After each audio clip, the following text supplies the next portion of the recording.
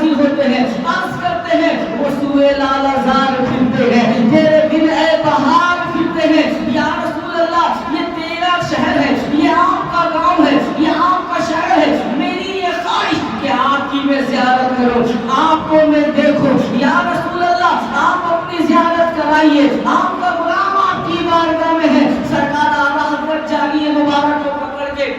عرض کرتے ہیں یا رسول اللہ دیدار کرائیے، آخرکار سرکار اعلیٰ حضرت پھرتے ہیں، وہ سوئے لال ازار پھرتے ہیں، تیرے دن اے بہار پھرتے ہیں، جو تیرے در سے یار پھرتے ہیں، در بدر یوں ہی خار پھرتے ہیں۔ اس کے بعد کہتے ہیں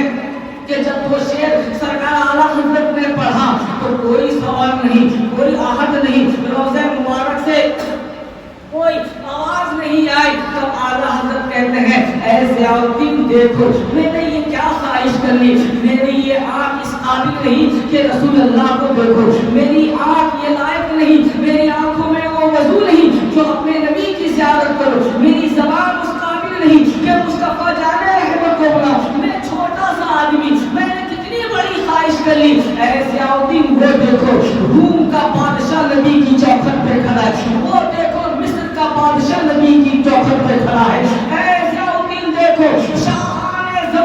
زمانے کے بادشاہ نبی کی چوکھٹ پہ نوکری غلامی کر رہے ہیں۔ جمالہ حضرت لکھتے ہیں کوئی تیری بات کیوں پوچھے رضا، کوئی تیری بات کیوں پوچھے رضا، تجھ سے شیدا ہزار پھرتے ہیں، تیری حیثیت کیا ہے، تیرے جیسے ہزاروں نبی کے کتے نبی کی بارگاہ میں پہنچتے ہیں، تیری کوئی حیثیت نہیں۔ ضیاء الدین مدنی کہتے ہیں قسم ہے مجھے نبی کے گنبد خضرا کی، جب سرکار اعلیٰ حضرت نے یہ جملہ کہا کوئی تیری بات کیوں پوچھے رضا، تجھ سے کتے ہزار پھرتے ہیں، تو میں نے دیکھا روضہ رسول کے دروازے مبارک کھلتا ہے اور مصطفیٰ جانے رحمت اپنی قبر سے باہر آتے ہیں، اور اعلیٰ حضرت کو میں نے دیکھا کہ نبی کے قدمے تلے مچل رہے ہیں، مصطفیٰ جانے رحمت کے قدموں میں امام احمد رضا پڑا ہے۔ تو ضیاء الدین نے کہا تھا کہ اب کوئی تیری بات پوچھے گا رضا، تیرے جیسے عاشق ہزار پھرتے ہیں۔ مسلمانوں سنو،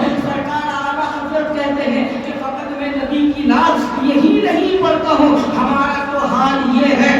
کہ پیش حق مزدہ شفاعت کا سناتے جائیں گے، آپ روتے جائیں گے، ہم کو ہنساتے جائیں گے اور مسکرائیں گے، محمد باغ جنت میں نعمت اور رحمت کے پھول ہم اٹھاتے جائیں گے، اور ہم اس شان سے میدان محشر میں داخل ہوں گے، یا رسول اللہ کا نعرہ لگاتے جائیں گے۔ مسلمانوں، سرکار اعلیٰ حضرت کی زندگی کو آپ نے پڑھا اور اگر سمجھا ہے تو اعلیٰ حضرت نے اپنی زندگی کا ہر لمحہ عشق مصطفیٰ میں گزارا ہے، نبی کی محبت میں گزارا ہے۔ سرکار اعلیٰ حضرت کے بڑے بیٹے سرکار حجت الاسلام جنہیں ہم حامد رضا خان کہتے ہیں، ان کے چھوٹے بیٹے مصطفیٰ رضا خان جنہیں ہم مفتی اعظم ہند کہتے ہیں، سرکار حجت الاسلام کے گھر میں ایک شہزادہ پیدا ہوتا ہے جس کا نام تاریخ میں ابراہیم رکھا جاتا ہے۔ یہ ابراہیم حجت الاسلام کے صاحبزادے ہیں جو مفسر اعظم ہندوستان ہیں، جنہوں نے قرآن کی ایسی زبردست تفسیر لکھی ہے، جب ان کی تفسیر پڑھتے ہیں علماء تو تنگ رہ جاتے ہیں کہ اللہ نے علم لدنی سے انہیں کیسے نوازا تھا۔ ان کے صاحبزادے سرکار حجت الاسلام کے بیٹے حضرت ابراہیم جو مفسر اعظم اور ان کے بھائی حضور مفتی اعظم ہند کی بیٹی، یہ دونوں شہزادے اور شہزادی جب پیدا ہوتی ہے تو سرکار اعلیٰ حضرت بچپن میں ان دونوں کو گود میں لے لیتے ہیں اور گود میں لے کے دونوں کا رشتہ سرکار اعلیٰ حضرت طے کر دیتے ہیں، یعنی حجت الاسلام حامد رضا کے بیٹے اور حضور مصطفیٰ رضا خان یعنی مفتی اعظم ہند کی بیٹی، ان دونوں سے نکاح ہوتا ہے، اور ان دونوں علم کے گہوارے میں ان دونوں خاندانوں ان دونوں کے درمیان جب اماراتی تعلق طے ہوتے ہیں، ان کے آنگن میں جو پھول کھلتا ہے اسی کا نام اختر رضا خان رکھا جاتا ہے، اسی کو ہم تاج الشریعہ کہتے ہیں۔ حضور تاج الشریعہ 1943 میں پیدا ہوتے ہیں، 4 سال 4 ماہ 4 دن جب آپ کی ہوتی ہے تو رسم بسم اللہ خانی کی گئی، اس کے بعد ابتدائی تعلیم حضور تاج الشریعہ علیہ رحمت الرضوان نے اپنے نانا حضور، اپنے ابا حضور اور اپنی ماں کی گود میں حاصل کی۔ اس کے بعد سرکار اعلیٰ حضرت کا قائم کردہ مدرسہ منظر الاسلام جو بریلی شریف میں ہے، وہاں پہ آپ نے مولانا کی ڈگری باضابطہ طور پہ درس نظامیہ کا کورس کیا۔ اس کے بعد کالج میں آپ پڑھے جو اسلامی انٹر کالج بریلی شریف میں، وہاں پہ آپ نے کالج کی ڈگری حاصل کی۔ آپ کے ابا حضور نے کہا کہ میرا جی چاہتا ہے کہ میرا بیٹا، میں اپنے بیٹے کو دنیا کے سب سے بڑے مدرسے جامعہ الازہر میں پڑھانا چاہتا ہوں جو مصر میں ہے۔ سرکار اعلیٰ حضرت 1963 میں مصر جاتے ہیں۔ حضور تاج الشریعہ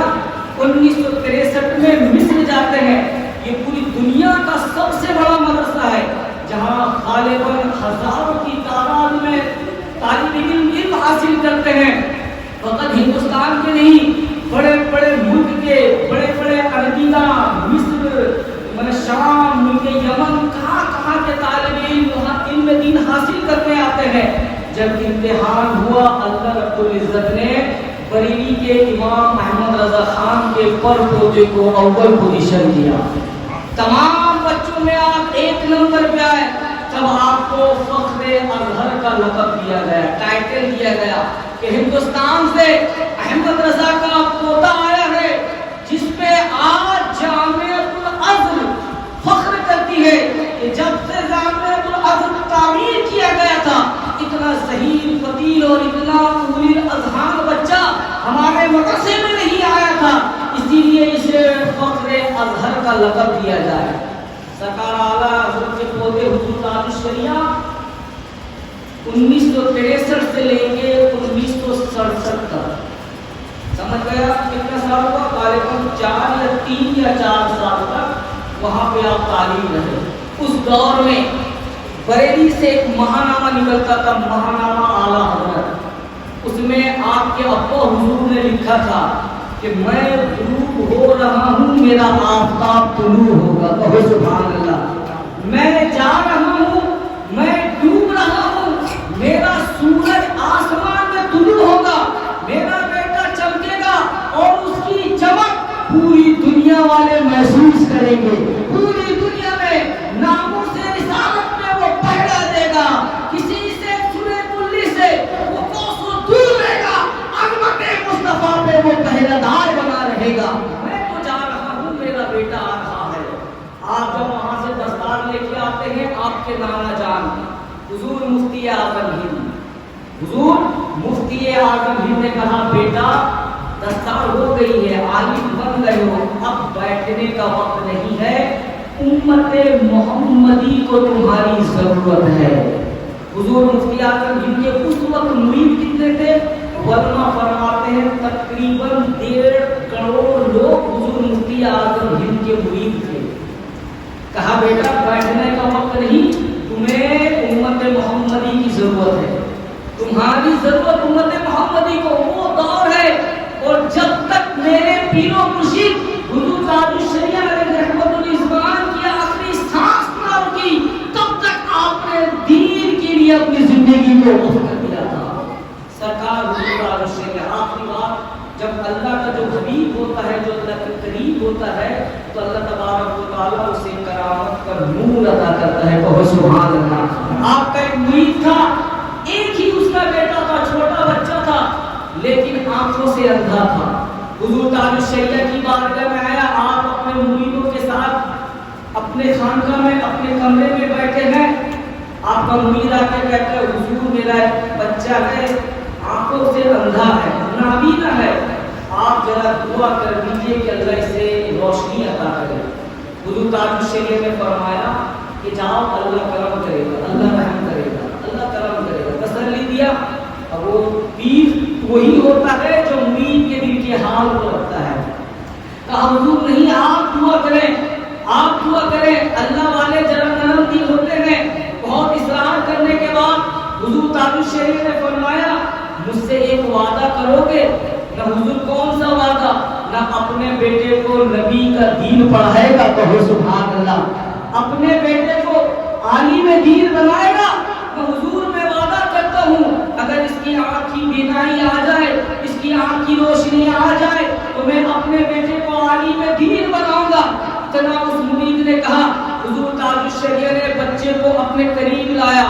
آنکھوں میں ہاتھ مبارک پھیرا، پیشانی کا بوسہ لیا، سر پہ ہاتھ پھیرا اور اس مرید سے کہا جا جا تیرا کام ہو گیا ہے، ہم یہاں بیٹھ کے کوئی کرامت دکھا کے اپنا پرچار نہیں کرنا چاہتے ہیں، اپنا پرچار آگے بڑھانا نہیں چاہتے، ہم تو اللہ کے بندے ہیں، اللہ کی مخلوق کی خدمت میں لگے ہیں، جا تیرا کام ہو گیا۔ اس نے کہا حضور نہیں کوئی بات نہیں، تو باہر چلا جا۔ جیسے ہی دروازے کے باہر آتا ہے مرید چیخ پڑتا ہے اور کہتا ہے زمانے والوں تم کہتے ہو غوث اعظم کی یہ کرامت ہے، غریب نواز کی یہ کرامت ہے، آج میں تمہیں کہتا ہوں کہ غوث اعظم کا ایک غلام یہاں بیٹھا ہے، غوث اعظم کا جانشین یہاں بیٹھا ہے۔ جب اس کے ہاتھ میں اللہ نے یہ برکت دی ہے کہ میرے بیٹے کی آنکھ میں روشنی آ گئی ہے جیسے کہ میرا بیٹا کبھی اندھا نہیں تھا۔